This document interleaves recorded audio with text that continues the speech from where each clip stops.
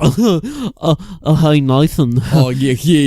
Do you want to? I heard of these things called like podcasts where people like listen to other people talk about shit. I was wondering, do you think we should start a podcast? I feel like we got lots of stuff to say, you know. Nah, what you talking about? That's like some black magic going on right there. You can hear some fancy words coming out some black rectangular piece of glass. What kind of black magic you conjuring? What are you talking about magic for? I'm just saying that we're going to do a podcast into this microphone. Podcast? I still can't work my bloody radio in the barn. Oh, I could help you maybe if I knew what a radio was. Let's just play our banjos. There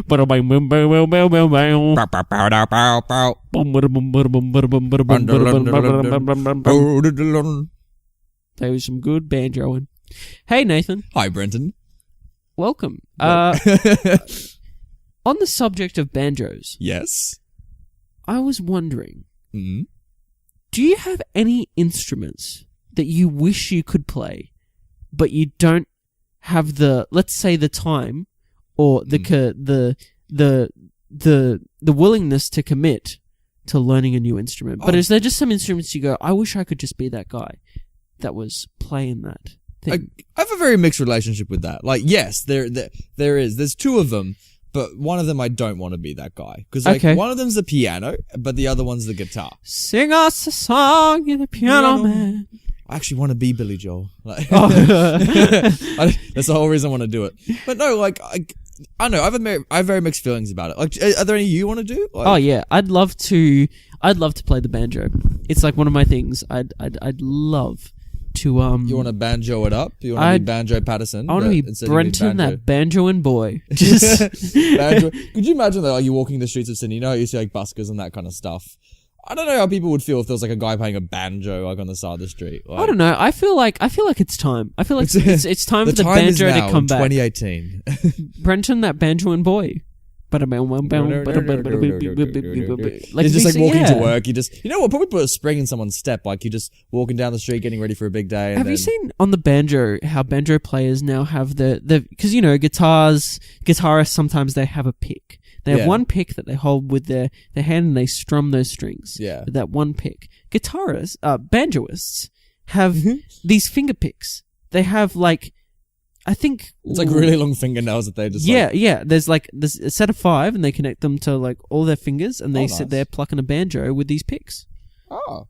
Damn. That's awesome. Dude, that's really, really cool. Yeah. I'll get around it. So, like, my point is, if I'm walking down the street to work with my banjo, and I'm at the same time trying to shove these picks onto my fingers, you're right, it might not be the best look. I don't know, like, yeah, I mean, it's better than, like, lugging a piano down the middle of the street and or, just, like, a double bass, just, like, dragging it on its side, oh just, my God. like... It'd be so painful, all those big instruments. But, it would be worth it with the double bass when then you start, like, you know, back in the day, like... In the 50s, like, you know, you have like the Johnny Cashes and you have like, you know, the Elvises and like, you know, there's no drum set, you know, when they're doing their like country / rock / music. It's just the guitar owning it, like. But like the double bass is like, adding that percussive element as they pluck the double bass, and then they do that awesome thing where they'll just spin the double bass around, like in the little interlude. They'll just do the little spin, and then they'll go back to plucking it, and it's like, cool, damn boy. Yeah, they dance better with a double bass than they do with like a girl. I feel like, you know how there's that stigma around bass guitarists today that like, you know, that like they're the people in the bands that like don't get the respect of, say, like the drummer or the vocalist or the lead guitarist.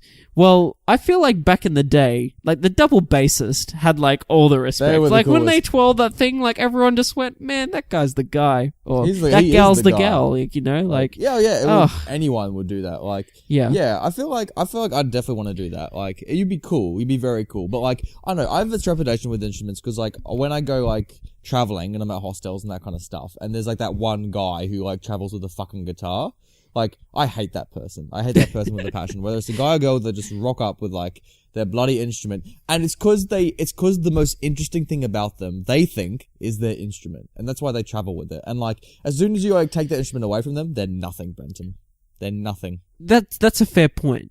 My point to that is the reason you hate them so much is because in some respect, subconsciously you actually want to be them. I mean, yes. I mean, you're very correct on all those points, but like, no, because like I have a mate who I won't name drop because you know I don't want to call him out, but I have a mate who's very guilty of this, and not just like traveling. Like, he'll throw parties and like and he's a very talented musician and he can play lots of different instruments, but he's very bad with the piano. In the sense that he's a very good piano player. But like every time he comes over, like, you know, instead of like talking to like people that he wants to befriend or more, he'll just like walk into his room in these parties, has a little keyboard, and he'll start playing along on the keyboard, and you know, the DJ music will die down. And it's like, oh, where's that tune coming from? And you know, he'll play some Elton John song or something like that. And, you know, suddenly a group of girls will suddenly walk into his bedroom and you'll be standing around and you'll be like, where's everyone going? And then you just hear this sound. Oh, hold me closer, tiny dancer. Literally, it's always and everyone's Tiny Dancer. like, ooh. Oh, is it actually? It is literally always Tiny Dancer. Am I that friend?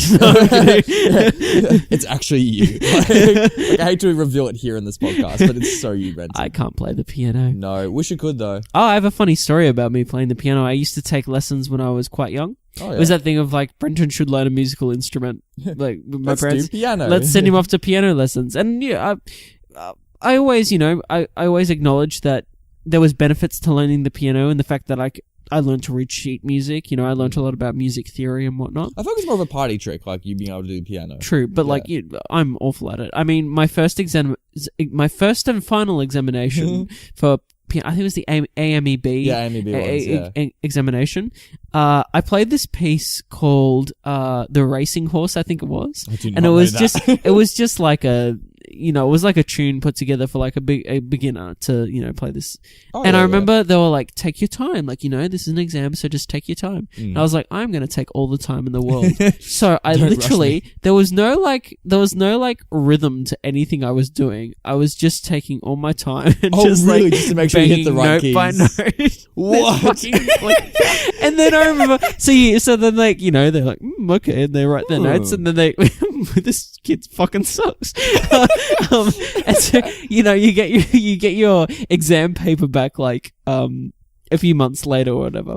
I remember I was sitting with my piano teacher and they said, oh, so your exam results came in, and I was kind of dreading it like on the inside because I knew how I'd played the racing horse.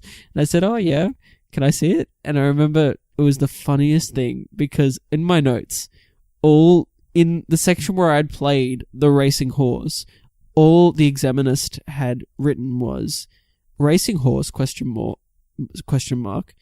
like an old question mark. question mark. Racing horse ? More like an old horse. Wow! Ellipsis. And you got a copy of that. Yeah, like, dude. It's somewhere like in my family's home. You got it framed on like the kitchen wall. Dude, like... that's the funniest thing ever. Like, how your parents awesome were really is proud that? when they saw that. They're just like, oh, well, my piano teacher just, like, let me read it, and then I just quizzically looked... child Brenton. I just quizzically looked at her, and she, like, burst out laughing. Like... Did she know you were shit at the piano? Like, she, like, you know, that you weren't gripping it? Like... Oh, well, evidently, by the fact that she laughed at me. And she's like, sorry, kiddo, but you're out. Like, this is the end of your piano career. Yeah. Did you try again, or was that, like, the final thing? Oh, it wasn't the deal breaker. Like, I tried for a few more months and stuff, and then, you know, obviously, I just wasn't really... Well, the reason I wasn't good was because I just didn't practice much. Oh, okay. I do some practice, but I wasn't practicing near enough to be a skilled pianist. No, the pianist. Pianist. Yeah, no, I'd love to do that. And also, like, you know, guitar's also, like, really cool as well. I remember I was in the school car park in primary school. I was, like, grade 6 or something like that. And I was there waiting for my parents to pick me up from the car park. And there was a girl, I think from the grade above. I forget who it was. And she was there strumming a guitar. And I found her really pretty and I wanted to go talk to her. So I walked up to her and I'm like, hey, that's a really cool guitar you've got. She's like, oh yeah, you know, just playing a couple chords. And I'm like, cool. And I'm like, yeah, I find guitars really cool. She's like, oh, you play? And I panicked and I said, yes. Oh. and she's like, oh, cool. And then she's like, I'd love to hear you. And I'm like, okay. I've never met this girl before in my life. And so she just passes me the guitar and I sit down and I look at it. Now I have had experience in viola. So like, I know a little bit about strings. But you don't know what strings these are. I mean, you're looking at a 4-string instrument to a 6-string instrument. Something like that, yeah. And I just start plucking individual strings, and I just put like one finger on one of the strings, and I just start sliding it up, and just like go do do do do do do do do do, and then I start like strumming the whole chord, and I make like fake chords with my fingers, and like it's kind of passable, and like she's been polite about it. She's like, you know, being a little bit amused, and I'm like, oh, okay, no, this is off to a good start. But then her friend comes over, and she sees me strumming the guitar, and she's like, what are you playing? And I'm like, oh, you know, just a little something I put together. and she looks at me, and she looks at her friend, and she's just like, you don't play the guitar. And I'm like, yes, I do. And she's like, no, you don't. And I'm like, I do. And you know, I'm too deep to pull out the lie. And she's like, oh yeah, what are the names of the 6 strings? And I pause, and like the girl I'm trying to impress looks at me, and she gives me this look like, like you better deliver. Oh wow. And I start, and I'm like, and I knew it was like something similar to the viola strings, but with a couple extra notes. So I was like, oh, is it like A, D, G, C, E? I just like spurred out random letters. And her friend was immediately like, no, oh my gosh, you don't play the guitar. And I'm like, nah, I think you're the one that doesn't play the guitar. And then I literally like passed the guitar over her, and I'm like, I think I see my parents, bye, and just like ran off. So I think ever since then, Brenton, I've just been scarred and never wanted to go back to the instrument. Oh man, yeah, it's never too late to pull out and say, I just really like you. Like I just wanted to show you that I knew the guitar. I was a guitarist, but I'm not. I'm a violist. Oh, I should have just learnt banjo. I should have just whipped out the banjo, and her and I could have done a nice little dual banjo. Whip out the viola and say, hey man, like, strum a few chords. You get cool guys with guitars. Here's some fucking viola. I'll do a solo. You're like, dude. Let's Elvis, go. how about Vivaldi? Just go for like 20 minutes. Just do like a 5-piece sonata. Just all the movements. Oh man. Well, welcome. Welcome to Classic Movie Banter, episode back. Number 18. We're finally adults. 18. We can. What are we gonna do? We can buy booze in Australia. We can gamble. We can vote. Oh, you know, there's nothing like, you know, gambling whilst drinking whilst voting. Of you course. Know, like that's what I did when I was 18. Do you remember your first vote? Was it a very special moment for you? Yeah, like I voted on my birthday. Did you really? Yeah, I did. On the day you turned 18? Yeah, I did. That's very good timing. Yeah, it was That's incredible. Amazing. What was it, like a state or a federal or like? I'm pretty sure it was a federal. Oh, nice. Yeah, it was a federal. Oh, you got a proper election. That's awesome. Yeah, dude. That's cool. And it was when Clive Palmer's party was first a thing. Yes. And I remember, like, I went and got a photo with like a cutout of Clive Palmer because it was just hilarious. If anyone's listening who's not from Australia, please just Google Clive Palmer. He's great. And I went home from school and I did it after school, and I just yeah, and so like Mum took a photo of me with this cutout of Clive Palmer, and I'm in my school like blazer and stuff, and I was doing like, I can't remember what I was doing, but I was doing like the thumbs up and like the classic thumbs up the heat. And pulling the face of like, oh yeah, classic 18. But here we are. We're very excited to be here because we're continuing our Burt Reynolds double bill. Yes, with our second and final Burt Reynolds film for the period. Yeah, for this period. Yeah, until the foreseeable future. We'll see what happens. Until then, he can fuck off because no more Burt Reynolds films. Burt, we love you and rest in peace. You know, we've given you 2 episodes back to back. We have, and I'm glad we did. I'm glad we did too. Yeah, I think this has been fun. Well, we've held the audience in suspense long enough. It's not like they can read the title and suddenly work out what movie we're talking about. Let's talk about Deliverance. Released in 1972. 1972. I'm very excited because before we watched this movie, I'm like to Brenton, hey, what year did this movie come out? And then Brenton's like, oh, I think 1978. And I'm like, oh, I think 1973. And I'm like, you know what? Whoever's closer, they should we'll go out for drinks after this. And the person who's like wrong can buy the first round of drinks. And guess who won, listeners? Well, I think Nathan revealed the answer when he said he voted for 1973. Actually, but, you know, 78, 72, they're both even numbers, you know. They're just both like... I watched a great interview today with... Have you seen those like Wired autocomplete interviews on YouTube? They're like... It's when like celebrities go on to like... they do these YouTube videos where they like interview celebrities and they hold up like Google search results for like questions they want to ask celebrities. Right. I watched one where Sir Paul McCartney did one and like... He was, and they were asking him like, "Oh, what year was the Beatles formed, and what year did Wings break up?" And Paul McCartney was like, "I don't know, like the 70s, like the 60s, I don't know, like, like that's your relationship to like dates." It's just like, I don't know, man, it was in the past, like.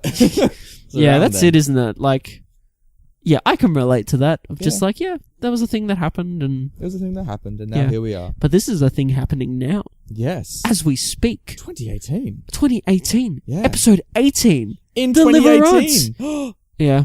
If only it had been released in 78, then, you know, I'll tell you it would have been all the 8s. Would have had the trifecta. Oh, well. Yeah, do you want to pitch me this movie, dude? I would totally love to pitch you this movie. Do it, bruh. Just pitch this movie. So, two best buddies, along with two acquaintances. Two bitter enemies. Yeah. Along with two acquaintances. So, 4 friends, but 2 best friends and a couple other, you know, acquaintances from work, let's say. They're just small town boys in the big city. That's kind of, actually. They're kind of like the big city boys in the very small town. So they decide to go on a fun canoeing trip over the weekend in the northern Georgian wilderness in the United States. The state, not the country. Yes, that's correct. They we just really want to dive into Middle East right now. They're 4 middle-aged men, I should say, that are looking to escape they're all from Atlanta, I'm pretty sure. So they're escaping that city life, and they're Atlanta. They're going rogue, so to speak, and they're going for a nice. They're Tom Cruise in it. They're going rogue. So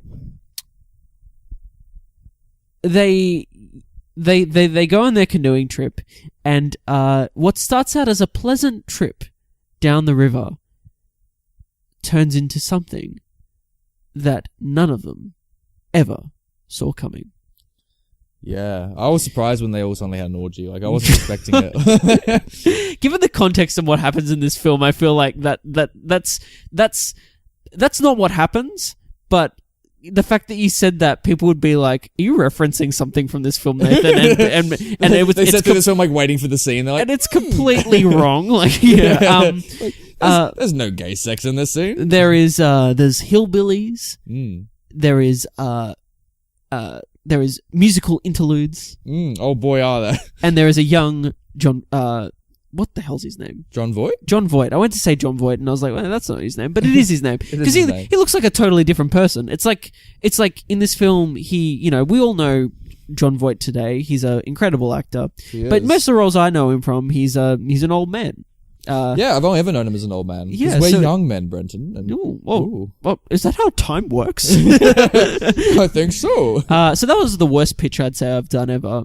Which is a shame. That's a great pitch. I was happy with that. Which is something they never saw coming. I mean, what else do you say? No, do we go into spoilers? I mean, dude, no, I was hooked. No, like, yeah, they go on a canoeing trip, and suddenly shit goes down. Yeah, this is a thriller. Yeah, as well. It is a thriller. Yeah. And it's funny because at the start, it takes a while for this film to kick off. This film's got that classic build-up, Yeah. Yeah. But, like, I know, because I remember watching it, like, because what am I saying? We just you remember watching it, like, about an hour ago. Yeah. And, I remember, like, because it starts off, with them all, getting the canoes ready, and they start going down the river, and things are going pleasant for a while, and I'm like, Is this just like Burt Reynolds and his mates just having a canoeing trip filmed? Like, I wasn't sure what the plot was. And then something big happens, like, oh, okay. And then the movie happens. But my biggest surprise was how quick this movie goes. Like when it got, like, Brad and I were watching it together, and like, as soon as it ended, I'm like, I thought we were only 2/3 through. Like, it goes for an hour 50, but it's so fast, isn't it? Yeah. It's kind of like going down river rapids. Yeah. At speed. It's just quick. Going on. It's just so quick, man. Oh, man. So let's get this out of the way. Yeah. As I say, let's pull this Band-Aid off. You just love ripping off Band-Aids, man. Oh, I love it. Oh, there goes another one. Oh no, Brett, not in my house. Another one to the pile. There's a little just discarded pile that we've built up over the episodes. Gross. That's disgusting. But it exists. It's right here. No, I'm kidding. Tell me your thoughts. Thumbs up or thumbs down or somewhere in between? I don't want to rate it just yet, but like... Okay. Because I want to talk this thing out. Okay. But like... It's a good movie. Yes. Yes, it is. It took me a while to realize that. Because it gets better and better the more it goes along. Yeah, we'll talk about rating it later. But like, let's start with the pros. Like, what a great cast with like... Oh, fantastic cast. Yeah. It's just... If you do just like stick with the four boys as they go down the river, there's a couple extra people that they encounter along the way. Antagonists, if you will. And, yeah, and, John Voight, like... It's so weird seeing young John Voight, isn't it? It's strange. It's like... Again, it's just, It is very strange. He looks great though. He looks, because I remember like you and me, because you see Burt Reynolds and he's like huge. Like he's got like he's ripped. He's like the Hugh Jackman of his day. Like he's like you could tell he worked out for the film. And to be fair, like he's in a vest the whole film. Like for most of the film, he's in this leather kind of vest. And so we see this like he's like the man. Like he's like this. He's like the leader of the group. Yeah, he's like this burly guy. Like he's ripped really cool, calm, huge arms. Those sideburns, dude. Like, oh man. Let's talk about that right now. So last week I said Burt Reynolds had the best haircut in cinema. This week, doing a complete 180, Burt Reynolds has the worst haircut in cinema. I argue even worse than Don Cheadle's hair last week. Because nothing is worse than Don Cheadle's hair. Last week, I've just like got that image in my head that you found, that snapshot you found from the film. Oh my god, hilarious. Just Don Cheadle pulling a Whoopi flashbacks Goldberg. to episode 17. There you go. Let's just replay that, honestly. But like, I don't know what they were thinking for him, because like it's like he's got like a really flat haircut, like a frizzly flat haircut. Yeah, it's like a flat fro. It is. He has like an afro, but it's like flat, and then he has these kind of almost mutton chops, but they're just not. They're so thick. Yeah. They're the thickest sideburns I've ever seen in my life. Like, they just stretch across his entire cheek. And I'm like, what are you thinking? And I know it's 72, but I'm like, come on, buddy. Like, and it's because John Voight has normal hair. He's got a great moustache, by the way. Killer moustache. Yeah, John Voight's got great hair. Oof. And the other two boys are alright, but like, it's John and Burt. It's their show. John and Burt, yeah. They're the two best friends I was referencing to before. They're two characters, yeah. And like, and it's funny because you're looking at Burt Reynolds and he's very jacked, all that kind of stuff. But because John Voight's next to him, it's not until later on that you realize how ripped John Voight is as well. Yeah, like, for sure. He looks really fit for this film, and like you got to appreciate, because like this entire film is just watching the men canoe down a river. Like that's the whole film. That's it. Yep. And you realize that they must have genuinely like worked out. Like actors these days, they're like, I had to work out for the role. Like you'll have like a guy, like a rom-com. These guys are actually canoeing down these rapids. Yeah. This whole film, and it's they didn't incredible. Have stunt doubles. Yeah, they didn't. Yeah, I was just reading up on it, and none of them were insured. No. None of them had insurance, and they were doing all of their own dangerous stunts, mind you, down this river. Yeah, incredible. Because this is filmed in 72, so you're watching them go down these rapids, and things go haywire in the film. Yes. And so there is a lot of stunt work, and I'm like, and they're not wearing helmets as well, and you're just like, holy shit! Like, it's a genuine risk. You've had experience river rapid. On the river rapids? Yeah. I've been rapping down some rivers in my time. Yeah. Yo, here we go. Oh, no. We're going down some rapids, yeah. So, from experience how dangerous that can be, and obviously the safety precautions you need to take, yeah. I did Duke of Ed when I was in high school, and part of that program was like, you go on these camping trips, and one of them was a canoeing trip. We went to the Nunanbar Valley, which is, 2 hours south of the New South Wales border, and by car. And like we go down these rapids, and you go down your first one, it's like, oh, it's a little bit bumpy, so what's all this then? But then like it suddenly escalates, and like seriously, you just have to switch. Like how you canoe, and you normally just stick to one side. You're just constantly darting between left and right. Like it's physically exhausting. Water's splashing up into your face. You're banging into rocks. God knows where they're all coming from. You try not to tip over. And you just suddenly drop because you can't see shit in front of you. Yeah. And also I was in the back seat, so we would just suddenly drop like a couple feet, and you'd be like, It'd be incredibly thrilling though, wouldn't it? It was so good. But see, I did it when I was 16, and I had a bad experience with it, not because of the rapids, but because when we did it, a huge storm had just gone through the Nunanbar Valley. We almost had to cancel the trip. And so all these trees were like just like resting on top of the river that had been like toppled over by the wind. Yep. And because of that, all these spiders had been dispensed into the river. And I have a morbid fear of spiders, Brenton. Oh boy. And so I was in a boat with this girl called Rain. She was paddling in front, I was paddling behind. And like these spiders, Brenton, they could walk on water. They were Jesus spiders. And they literally, we would just be paddling along the river and a spider would sprint along the top of the water, like as huge as your palm, and you just see it run across the water and you'd be like, what is this satanic level shit? Sorry, and I'm just laughing at Jesus spiders. That's the perfect name for them. Like, oh, that's hilarious. Yeah. They would run across the water, Brenton, and they would leap into my boat, and I have a fear of spiders. And I don't know why, they probably wanted to have shelter, so they have to like drown. And so they would, and like seriously, it was like a whack-a-mole kind of game. I would lift my oar out of the river, I'd be like, Rain, you can take care of this shit, I'm gonna kill the spiders. She didn't have a problem with spiders, but I did. So I just started killing them with my oar, and I'd be whacking them down like a whack-a-mole. And this worked for a little bit, but on the second day of the trip, the rapids got really, really heavy.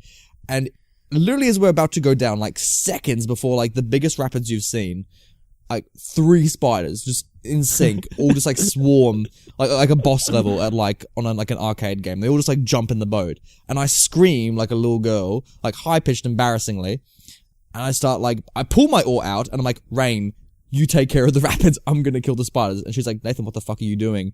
And we go down the rapids, and it's just Rain trying to make sure we don't capsize. She's not even steering, she's just trying to make sure we don't capsize. And we're banging into everything, and then I'm like going, die, die, die. And I'm like going, poof, poof, poof, whacking my oar into each spider. And spiders are dying left, right, and center. Or were you missing? Or like they all did, except for one, which crawled onto me, and I squealed. Man. I literally I was about to jump out, and then Rain's like, don't do that, Nath. And so I grabbed the oar and I flicked it off. I literally like a cricket bat, I just whacked it, and the spider flew and landed on one of the rocks that we happened to whiz past. And like, we got to the bottom of the rapids, and then Rain just turns around, and she I've never seen someone more angry in their life. And she's like, what the fuck are you doing? and literally we pull over, and she goes to the teacher, and she's like, I want to swap canoes. Oh, Nathan. I know. What a story. But hey, can I ask you, was the scenery as beautiful as the scenery in this film? Oh, it was pretty damn close. It was beautiful. I mean, the scenery in this film is beautiful. This film is easy on the eyes, let me tell you. Oh yeah. And I think it's like if you were a film. Oh. Why, thank you, good sir. But no, it's like the camera. Going back to the positives of this film, I feel like, this film has got beautiful scenery, obviously, because it's shot on location. It's like incredible. Yeah. But not only that, it's all green screen. Yeah. The cinematographer is just. Oh, the cinematography of this film, I think, it's just insanely well shot from a storytelling perspective, but also capturing that epic scale of kind of what's going on. I mean, the other thing that on top of that as well, when I go back to this visual storytelling, let's say from the DOP, like this film has just got, and I know you said that like it took a while for it to like for you to realize this was an incredible film, and I think that just goes to show. I use the word incredible, but keep going. Oh, sorry, a great film. Yeah. A good film, I think you said. Yeah, a good film. I wouldn't call it incredible, but keep going. But I just feel like this film just has like, what I meant to say was an incredible setup. That like, as, like visually the way this story is told, there's like a lot of dialogue at the start, but it's almost not about the dialogue. And it uses, these other devices to kind of tell what's going on and reveal a lot about these characters.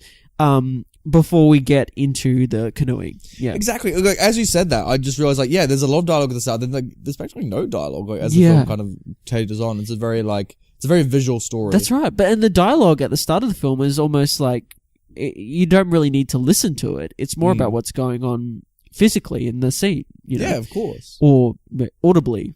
in using, other things that aren't dialogue, let's say.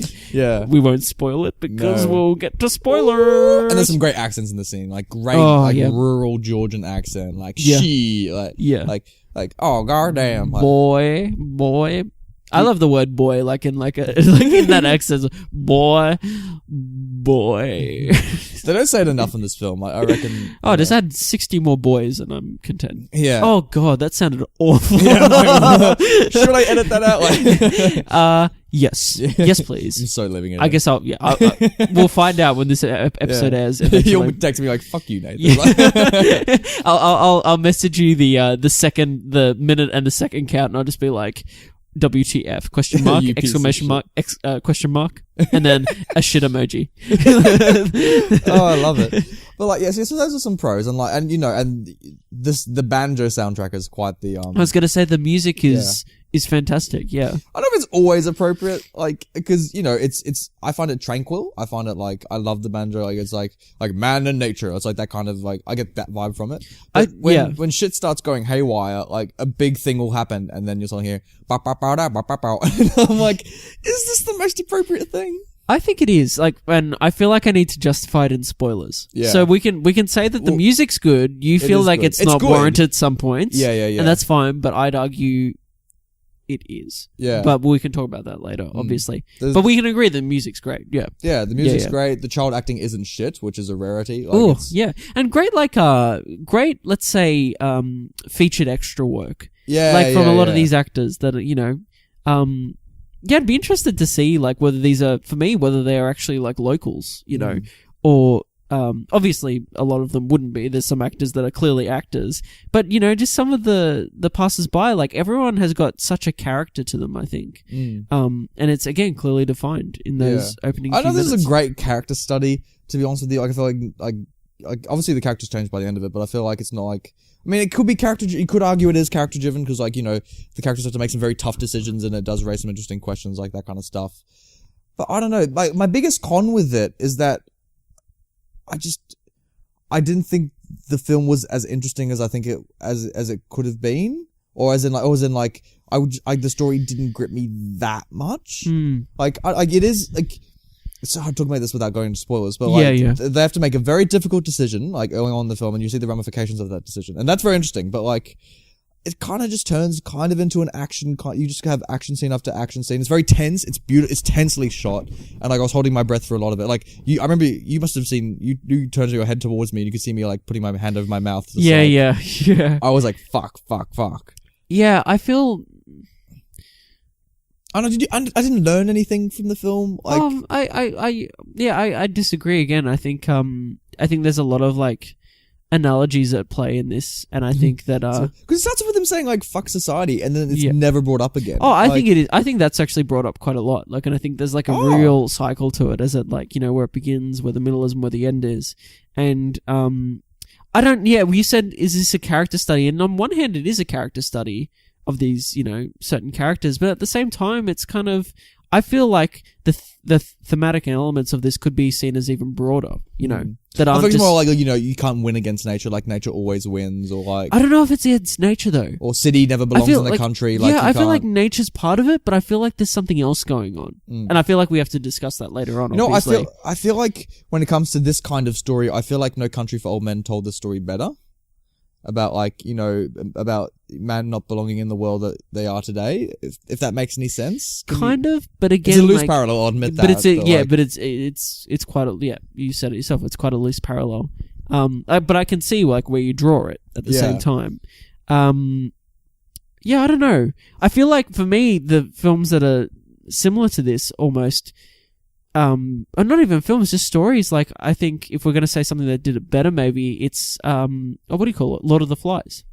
Or something like that. Lord of the Flies would have done it much better. Yeah. I don't know, because I feel like when the bad things happen, when they happen because of what other characters decide, I didn't understand the justification for it. Like, why are these characters behaving the way that they are? I feel like if you watch this film again, I think it's in there. I think the performances are strong enough that it's justified, but maybe it is that it's not giving it the time, or it's not necessarily answering all the questions succinctly as to why things are justified. But I feel like the actors are, and the team is obviously the director and everyone, but it's very subtle. Yeah. I'll grant you that. Yeah. Should we rate it then? Yeah, dude, I'd love to rate it. For you, I feel like it's going to be a thumbs down, but you'd admit it's a good film. Is that right? Yes, you just said what I was going to say. Yes. Can you guess mine? Well, thumbs up. Yeah. Of course. Yeah, of course. There's gonna be a difference of opinion. And you know what? The reason I'm giving it a thumbs down is because I'm doing it with our classic criteria of Thursday night, and I'm like, no, I genuinely, I would say you can skip it. Like, unless you're a real big film buff, then and you like, I feel like Burt Reynolds was better in Boogie Nights than he was in this. Oh, yeah. Well, they're two completely different performances. Roles, yeah. But obviously he was given more to do in Boogie Nights as well. Yeah, exactly. Yeah. Well, I feel like all these performances are really good, but they're not like, let's say they're not the Oscar winner performances. No. They're not that Beatty kind of performance that is given all these like emotional moments to do, but they're all very solid in their respective parts that they play in this film. Yeah. And like when people say, "Oh, you got to watch Deliverance," they normally say just like, "Oh, the banjo scene," and I'm like, "Great, go on YouTube, watch the banjo scene." It's literally the opening scene of the film, and then after you've seen that, clock off. I feel like this film is. I get what you're saying. Like, I think it's similar to Boogie Nights in the sense that maybe this isn't Black Panther. This isn't a mainstream like blockbuster. Oh no, it's adult. It's messy. It's got interesting subject matter and it raises some interesting questions. It takes its time. It's one of those films. But at the same time, I think that a bunch of people would you recommend it to their mate? I would. Yeah, I would. In fact. What I was going to say is... do it now. Yeah, I will recommend it now. Thank you for pointing that out. Yes, I will. I'll do it on an audio medium. Hello, everyone. Welcome. Have you heard of Deliverance? I was going to say that comparing to last week, though, like Boogie Nights, two films that aren't... I feel like people would have an easier time getting into this film than they would into Boogie Nights. And I'd recommend, like... It's easy less niche, I'll give you that. That's what I mean, yeah. And I think people can find some level of enjoyment out of this. I mean, like you and I, during the viewing of this film, we had a bit of banter back and banter. Back and forth as I was watching it, and it was bringing out those kind of those memories of, or that inspiration to maybe go out on a weekend and go on a canoeing trip, or we talk about the wilderness and the wild. Actually, and our attachment to nature and whatnot. If you're going to go canoeing, definitely watch this film beforehand. Oh yeah, well I was going to bring up that you said that you had experience with canoeing, and probably the reason I've never gone river rafting proper is that I watched this film once again, thanks Dad, when I was younger. I was around I know what your father was thinking. Come on, I was almost a teenager. I was almost a teenager, and I was almost a boy of 13. There's a certain scene in this film that I remember. I remember watching it for the first time and being like, it was one of those moments. It's like, is what I think is happening. Should we just cut the spoilers right now? So the scene I'm talking about is the, let's say the pig scene, the pig squeal scene, the male rape scene. I can't believe you saw that as a child.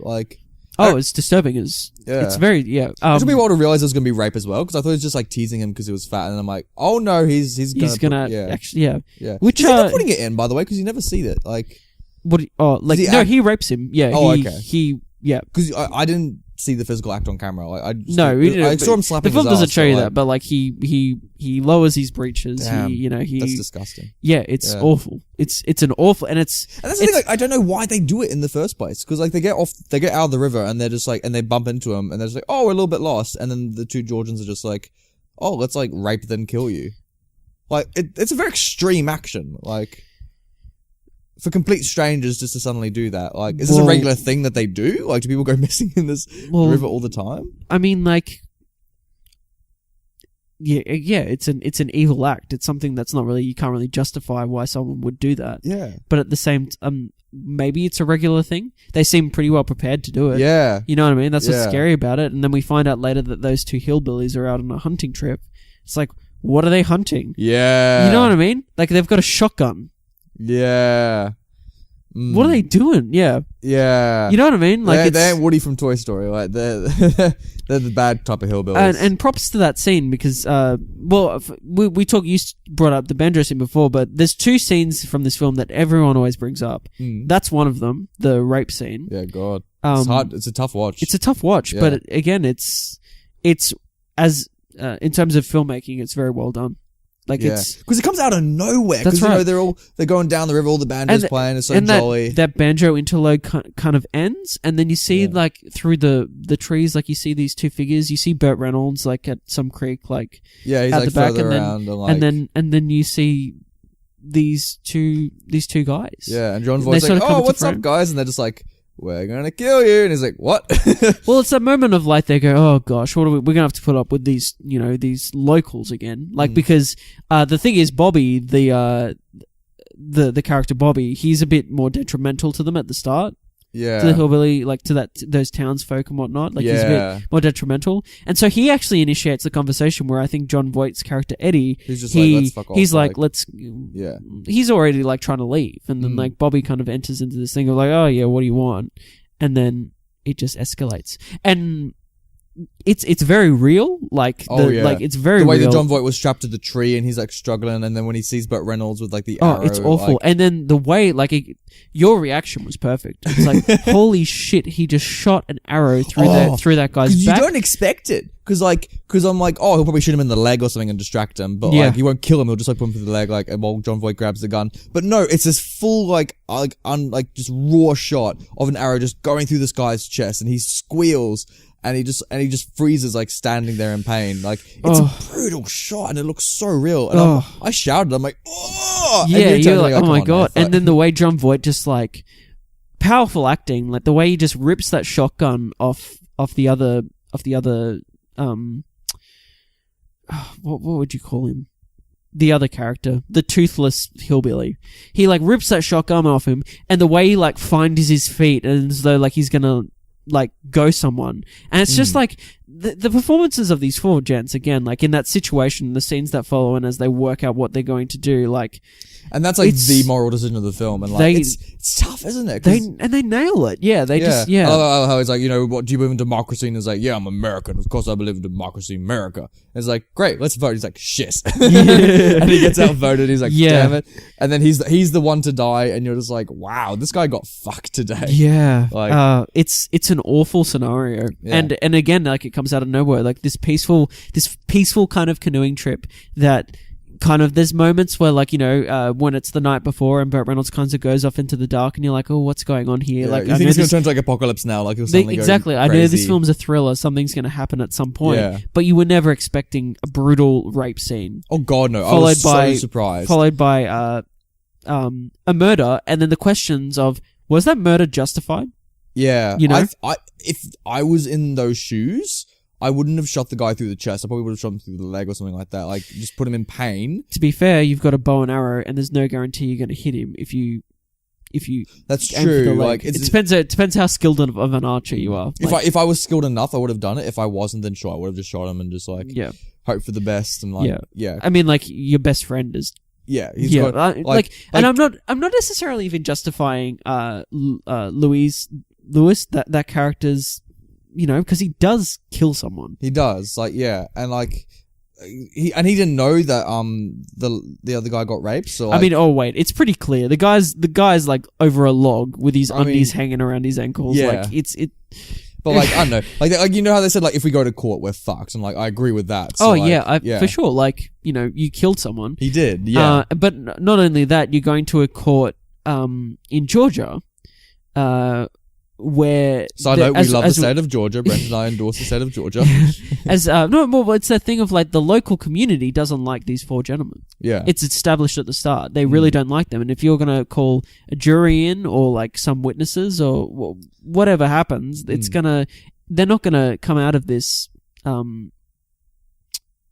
Well, let's say, they're gonna be like they're going to jail or worse. I don't know. Is in the state of Georgia at this point in time is the death penalty? I don't think so. I think that's something that was reintroduced later. In the 70s? But like, it might have been close to it, yeah. But I don't know, because there seemed to be that question going on as well. But it came down to that thing of am I justifying killing like a rapist? Who's pointing a gun at my best friend? That's right. Yeah. I'd say yes. I don't know if I would have like wanted to kill him. I would have tried to maim him. But then what makes you judge, jury, and executioner? And I feel like that's the question the film asks. Yeah. Would you have done the same thing, or like? I don't know because I feel like at that point it's adrenaline and instinct, and I feel like emotionally like if I put myself in that scenario, I'd do something. You would do something, yeah. You wouldn't. I would do something. You would fight rather than fight. I wouldn't be a bystander, but I don't know if it's me in the scenario. I wouldn't have a bow and arrow for starters. Like, you know what I mean? Like, it's a very nice bow and arrow, by the way. Like, it's true. Very good hunting equipment. Yeah, like, yeah. But again, like, we're discussing this, and I think that's again, I think this film, even though it's got a simple premise, let's say, it's still got a broader kind of spectrum of themes, and because they commit the crime and they get away with it. So like, true, yeah. So like, it's see, that's I would classify this more as a crime drama than a thriller, because like it is throwing at points, but like at the heart of it is a philosophical crime question. So I mean, yeah, and then and there's like this emotional question as well, because straight after, there's this, I think his name's Dewey, the one guy, who dies, the one who dies, yeah, and he dies from my point of view, like this, and is mine too. We talked about this. Well, no, it's finalized because there's no bullet wound on him when they find him. Like, he jumps. He commits. Like, he it's too much for him to handle, the guilt's and he willingly just falls into the face first into the rapids, and kills himself. And when we find him, God, his body's messed up. Like, when you see his arm just like wrapped around his neck, he's like, oh, like, but that's and is that, a mannequin? That's a damn good mannequin if it is. Like, when they kind of give him the Boromir send off, and they wrap stones around him and throw him into the river. That's the reason you really love this film. You're just like, yes, more Lord of the Rings. Boromir. Like, he's not Boromir at all. But no, he's not. That'd be great. But, I mean, like, he's not the one that got an arrow in the chest. Let's just say that. But yeah, but in that moment, Eddie says, he was the best of us, and it's almost that question of, he was the best of us because, like, he couldn't really live with like that being a part of that, and not only that, like, and this film explores this at the end too, at the very end when we go back to Eddie's life of, I think that it's probably better to live and try and learn and try and rehabilitate yourself or whatever from that awful scenario, which is hard because you see John Voight having those nightmares. That's right. And you're like, he's gonna be. That's like the final scene, and you're like, he's gonna be having those for the rest of his life. But unless he kind of mans up and admits to himself of what he did, the part he played, because there's this thing going on with those other three characters where there's excuses brought up for themselves of like, oh, he was shot, so we got to go kill that guy that murdered our friend in cold blood, and shot him, and so it's like a justification for like this.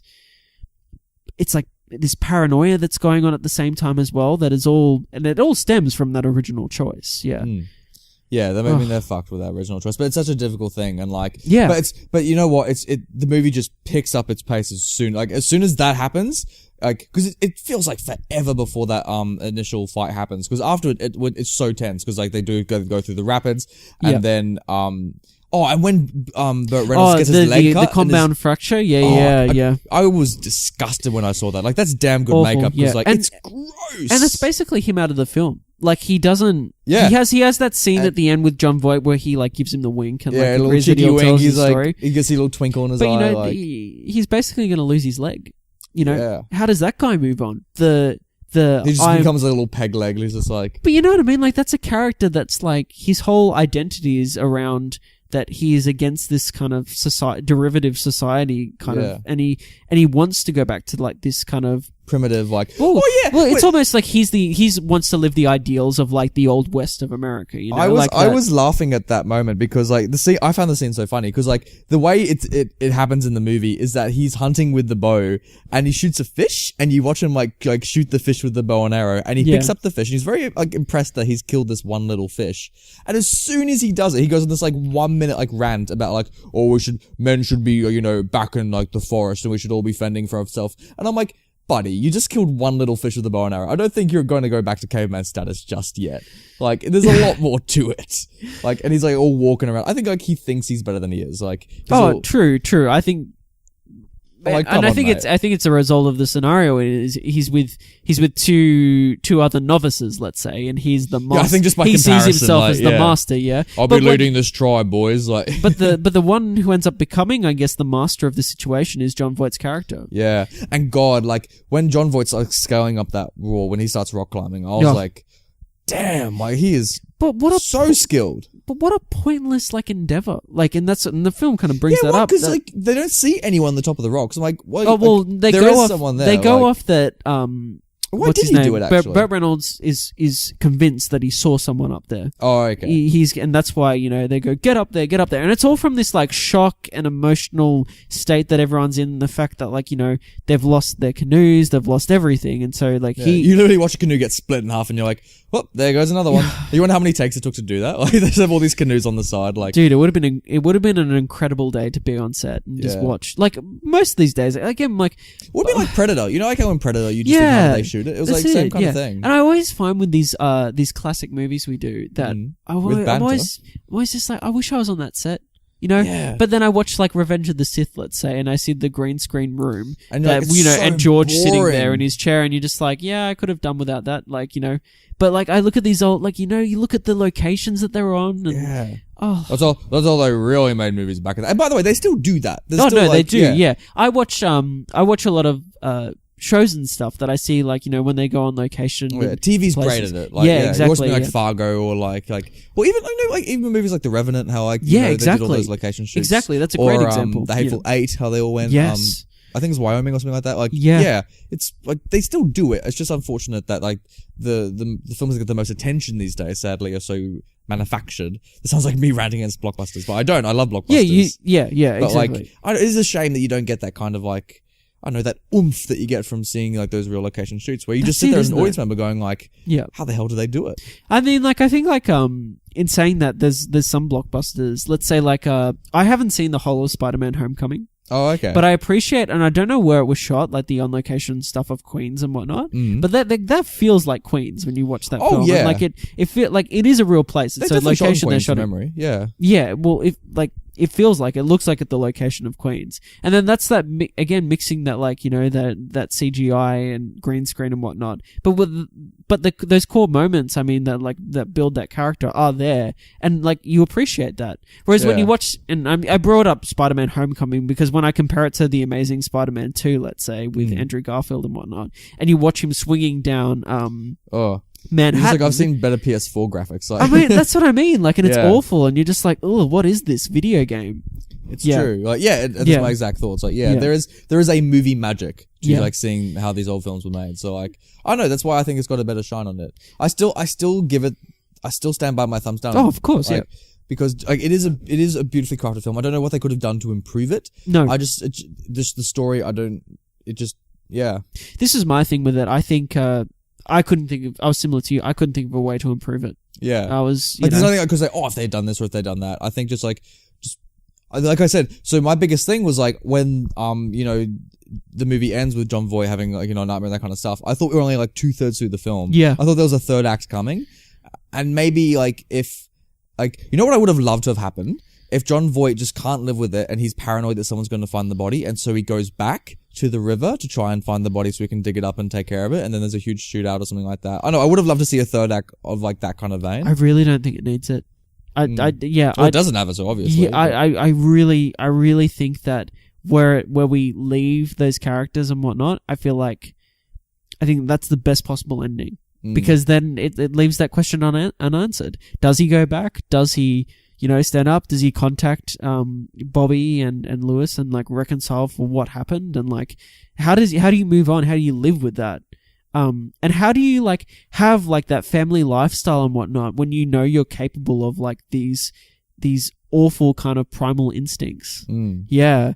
There's a lot of stuff in this film that like there's just a lot of questions. There's a lot of stuff going on. Yeah. There's just so many questions. One might say it's complicated, but it wouldn't be me. No, it wouldn't be at all. Goodness, what a coy phrase. Oh, the shirts are being printed. Everyone, stay tuned. You're really pushing the shirt. I love it.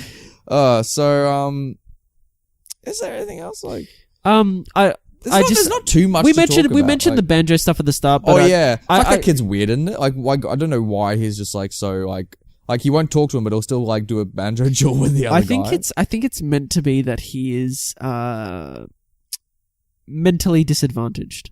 Oh, okay. Yeah. I really wish the scene just kept on escalating. Like, suddenly, like, you know, the banter just gets, like, crazier and crazier. Then suddenly, like, more of them just suddenly walk out and, like, like, and suddenly his friends start picking up banjos and then there's, like, 10 of them, like... He just pulls out some gasoline and lights his banjo on fire and starts, like... He turns into the guy from Mad Max Fury Road. Like, he like, the speakers just come on. Yeah, this is the prequel. This is before the whole thing. Yeah. And it's a great scene. It's such a good scene. And it's funny that you brought up the YouTube theme. I often go back and just watch that scene. Because it's just, and I feel like great. It's a great way of opening film. It's the best setup in the sense that like. Oh, but I didn't think it didn't tell me what the story was about. I thought it was like a random scene. I think there's a very clear reason that the filmmakers have chosen to put that scene at the start with that musical interlude that they both play and it builds and it becomes chaotic and whatnot, and then the same interlude plays throughout the whole film. It's like a metaphor for the film. Exactly. It builds up and gets chaotic. But my point is that like when you watch that at the start, it's just a great scene.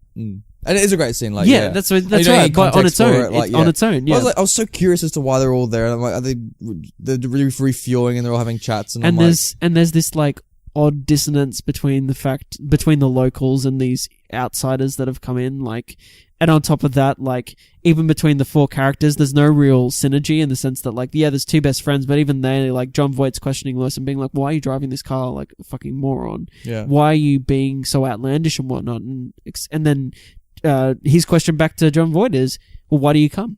Like, why are you here? Why are you here, huh? Yeah, exactly. Why are you parking the banner? And then, like, the two other guys, it's like John Voight's just brought them in on it, like, you know, let's have a fun weekend, and they're totally out of their depth, you know? It's so funny if, like, throughout it, like John Voight's trying to keep up the morale of the group. Like, all these murders have just happened, and he's like, oh, but how much fun is the fishing, guys? But this is what I mean. Like, it's not even like there's two couples. It's not even like Lewis and Ed and Bobby and I'm going to call him Dewey. I don't even know. I think that's his name. I have no clue. But it's not even they're a couple either because like even like I love that moment like when the banjo's playing and stuff and Bobby kind of tries to become a part of it and he starts clapping along to it.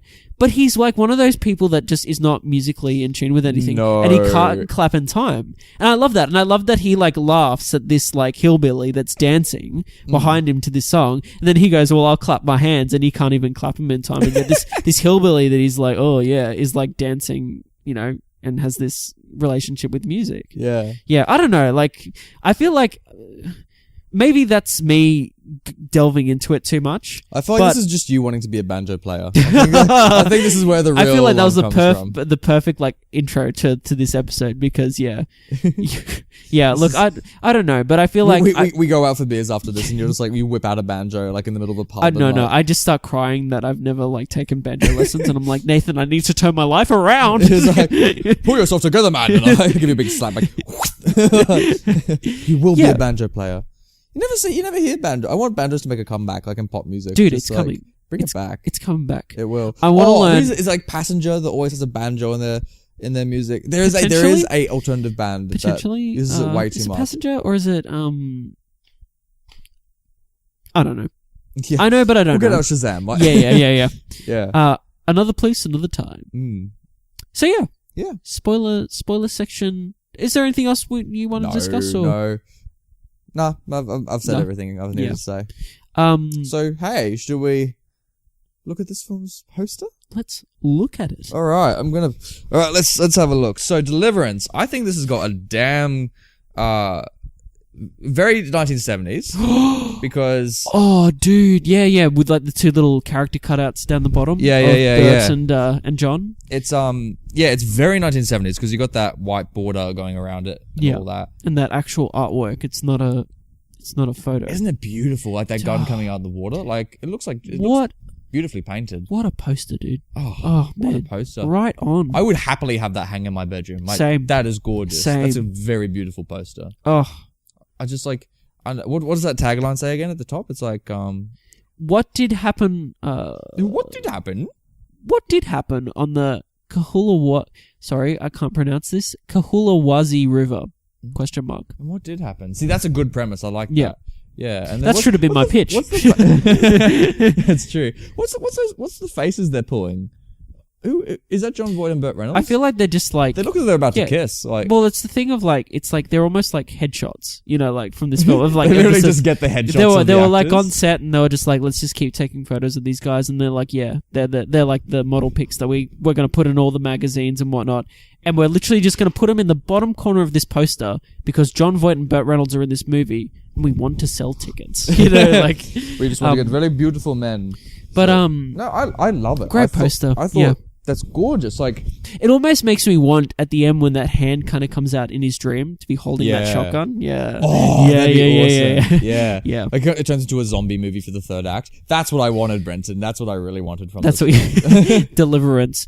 What would you call it? Deliverance. Yeah. So title talk. Let's go. Shit name. Really? I think it's a great name. Really? Yeah. What is Deliverance? Like Deliverance. Why? They are.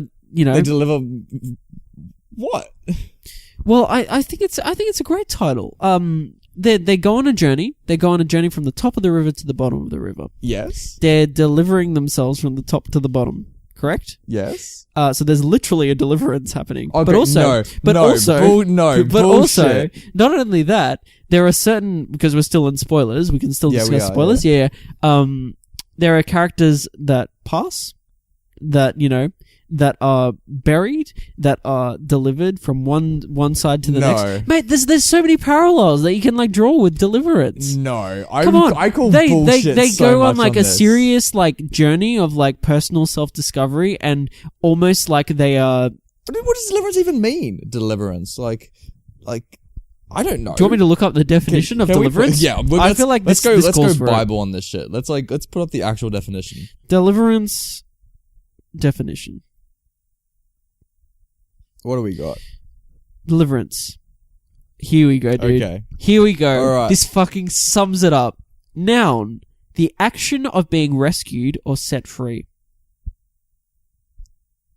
But they weren't rescued or set free. Like, they had to paddle to the end of the river. Set free? It's like the whole thing's about like releasing those primal instincts and like, that's what they go on this trip to do. And they get to fucked free over themselves. For it. Yeah. I think it's a great title, dude. I feel like there's like, what else would you call this film? Banjo River? No. No. Yes. No. I'd call it hunting season. I call it The Deer Hunter. Call it just replace forget the actual film The Deer Hunter. Just get Jon Voight hunting a deer. That was a weird scene, wasn't it? But it was set up, I think, for that last scene where he finally. Good tension in that scene when he actually shoots the guy. Because it's like shot for shot, I'm pretty sure the same as the deer scene. Like in terms of like they just green screen it and put him in a new background. Well, that's the thing, is that it's like they're in the same locations. The hunter and the prey are in the same spots and whatnot. Oh, what a great moment too that I'd forgotten about, when he walks over with the shotgun and Jon Voight's got the arrow in the side, because he's fallen over and that other arrow's gone in his side, and then he points the double barrel shotgun at him, like it's almost like he's about to pull the trigger, and then he does the same fall that the guy does when he gets killed by the arrow before, and it reveals just the arrow through the throat. Damn, it's awesome, isn't it? Damn, it's great. What a great reveal. Yeah. Great thing. See, maybe that's what the film should have been called. Just like Jon Voight fires arrows, or an arrow in the throat. Arrows in throats. Are you kidding me? If you would easily watch a film called Arrows in Throats. Sure. Over Deliverance, like it's just that wanky. Like I hate when the theme is the title. You know what I mean? It's like, what else are you gonna call it? I feel like it's a great title. Don't go to Georgia. Like, I feel like maybe it's because of the I guess the fame of the film, of like there's no other title that you could possibly give it. I don't know. But I'd say like Murder on the whatever the river's called, like Murder on the. It's like Murder on the Orient Express, but it's like the Deliverance. Johnny Depp rocks up with his moustache, like the train just happens to stop on the side of the river. Like Judi Dench just walks out. She's like, "Ooh, what's Kenneth this?" Branagh's just there, just like, "Ooh, French accent." Poirot. Yeah. He's like, "There's been a murder on the river." Jon Voight's like, "The fuck?" Burt Reynolds just like shoots an arrow at him. Just shoots Daisy Ridley through the chest. He's like, where's your lightsaber now, Ray? Like, yeah, you're a Mary Sue, aren't you? Just shot you. Haha, gotcha. Like, oh, bless. Yeah. But yeah, great poster. Yeah. I think it's a great title. We disagree. It's okay. It's okay. We're allowed to disagree. Are we? No. Are we? No, damn it. Should we get to hear what the people? I think it's time we give power to the people. Let's just pass it over to them. Let's go, dude. Let's see what they're saying. Let's start with the tomato meter. Oh, yeah. Well, or as we call it in Australia, the tomato meter. I just call it that red bar. Here's the thing, though. Like, I say tomato meter because more often than not, I hear Americans say the tomato meter. Yeah. But when I'm ketchup listening, meter. when I'm listening to, like, other podcasts or movie shows that, they're always like, let's check the tomato meter. It's like, no, in Australia, we call it the tomato meter. All right? In Australia, we call it Margaret and Dave. Tomato, same difference. Yeah. So, on the tomato meter, the critics have given it a rating of 93%. Oh, good job. Again... Oh, good job, eh? Says Nathan, like with the coldest eyes that you could be giving. Like, good job. I gave you like the most cynical look I think I've ever given anyone as I said that. But the audience, the people have given it a rating of 82%. Yep, it's it's a good film. It's a good film. I just wouldn't recommend it. Let's get into it. What are they saying? Andy P. Mm-hmm. 1 star. Ooh. Boring, banjo, boring, rape, boring, abrupt, uncomfortable ending. Really not sure what all the hype is about. There was nothing good about this movie despite the great cast and interesting premise. I mean, his summation's not inaccurate. Oh, come on. But you said it yourself. This film has got great pacing. I thought that, there was some excellent tension in this film. Like, maybe for the first third, it was boring as hell. But after that, I'm like, nah, I'm not bored. Interesting, yeah. 1 star, I think it deserves at least 3. Maybe 2.5 at the lowest. I don't give out ratings, man. You can't hold me to the system. Master J. Master J? Five stars. 5 stars? He gives shit. Great movie. That's how it's spelled. Okay. Great movie. Made me want to be a kayak guy. I bet this is a film that would turn you off the river. Oh no, that's what he's saying. That's what he's saying. He doesn't want to be a canoe guy anymore. He's changed. He wants to be a kayak guy now. Fair enough, dude. What if there's like a deep division between canoers and kayakers? Like they both hate each other as groups. I feel like I feel between like surfers and boogie boarders, they're almost like warring cults. Keith H. Brown from Eye for the Film. This is the most shocking and disturbing mainstream American horror film of the 1970s. 4.5 out of 5. I think The Shining is the most shocking horror film of the 70s. I agree. But Shining wasn't that well received from memory. No, it wasn't. That's right. Yeah. It wasn't until much later Which is I think, the same with a lot of Kubrick films. Do you reckon that happens today with movies released now? Like, you reckon there was a movie that came out that was people saying Well, I'm trying to think of really shit movies. Yeah. But there's nothing... You reckon, like, later on, like I know, like something like Batman v Superman will be, like, held by critics or, like... No. Well, I think we've seen that. Like, it's been probably, 2 decades now since that came out? Batman v Superman? Yeah, surely. It's late 90s, years ago. Batman sorry. I'm thinking Batman and Robin, dude. Sorry, man. Yeah. I'm like, what have you been Yeah, sorry, yeah. Yeah, no, I'm thinking about Batman v Superman, dude. The bath scene just does it for me. It's just it's the funniest shit I've ever seen. It's so funny. Where Superman just fully clothed just jumps in the bath. Oh yeah, so you got Amy Adams as Lois Lane, just like in the bath, dealing with some PTSD from her experience in Afghanistan. That's I'm pretty right, sure. Yeah, when like Jimmy gets shot. Like, and then like she just comes back, I guess, to Metropolis, and she's in the bath, and then they come in. There's something on the TV or something, and there's like a wordless kind of exchange, or there's a few words spoken. And then to cheer her up, what else to do but fucking jump in this random bath that's sitting in the middle of this room. Yeah. It's not like, most baths are against the wall. Like, they're not the centerpiece of like a living room. You know what I mean? And so he jumps in this bath, fully clothed, fully dressed, and I guess they have Superman sex in this bath, but you got to get his drenched clothes off. And then there's that weird shot that's straight after to like insinuate that there's something sexual going on. Yeah. Of like the water like overflowing. It's like, so it's like the stand of the bath, and you just see the water dripping over, and you're just like, oh, fuck off. Well, I laughed out loud in the cinema, and I got like looks of like, you can't react. Like, what are you doing? Get out of our movie. It was opening weekend. It was hilarious. Like, there was all the Superman and Batman fans there. Superman, not that interesting of a superhero. No. But let's continue. TV Guide says, morose, shockingly violent, yet strangely beautiful. 4 out of 4. Are they talking about you or the movie? Like Nathan, you gotta stop him with these, yeah. I don't think. I think that's a good summation. Yeah. Strangely Beautiful. I'd put that on the DVD. Just like TV Guide calls it. That's good. That's good. Good work. Good job. Clint Morris from Movie Hole. These names. Sorry, just letting that sink in. Movie Hole. Yeah, I know. So good you'll squeal like a. Oh. So good you'll squeal like a pig. Damn, 3 out of 5. Too soon. Wow. Nothing more to say about that. Scott Weinberg of efilmcritic.com. Ouch. Full stop. 5 out of 5. I mean, yeah, man, I'd say ouch after this film. Sure. After every film you and I watched, I'm just going to go, ouch. And I'll be like, oh, it was a masterpiece. Masterpiece. Nathan thinks it's a masterpiece. Yeah, that's my indicator. Deli Sid D. 4 stars. This has the best squeal like a pig scene of any movie, for fuck's sake. Like, I mean, I'm thinking back of other movies where pigs squeal, and maybe Babe, I'm sure that's how to squeal at some point. Like, oh, what's the Babe voice when he goes, la la la? You know, he has the weirdest voice for a pig. It's like the voice of like a 2-year-old. You know what I'm referencing though? And he's like, oh, he's trying to like make the sound of another animal, and so he starts going, la la la. Or maybe memory is just serving me completely wrong. Oh, no, but I feel like that happens at some point. Film. Fuck, that's a weird movie, isn't it?